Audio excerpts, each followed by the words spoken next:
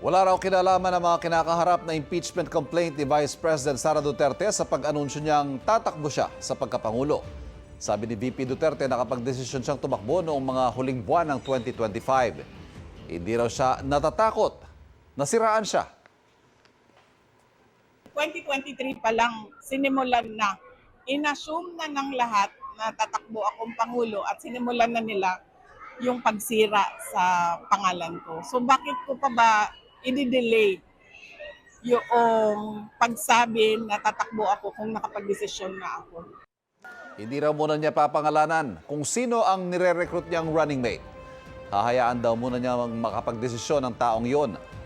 May pahayag naman ang bise kaugnay sa pagkikita ni Pangulong Bongbong Marcos at ni dating Vice President at ngayon Naga City Mayor Leni Robredo nitong mga nakaraang araw. Nagkita si BBM at si Mayor Lenny last Saturday sa Naga. And una naman sa Malacanang, pumunta na naman sila. So, ano na action mo dito? In relation to sa 2028 elections. Good luck. Good luck. And speaking of good luck, sinabi din ni BBM na good luck daw nung nag-pronounce ka na tatakbo last Wednesday. Oo.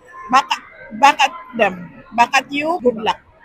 Kapuso, huwag magpapahuli sa latest news and updates. Mag-iuna ka sa balita at mag-subscribe sa YouTube channel ng GMA Integrated News.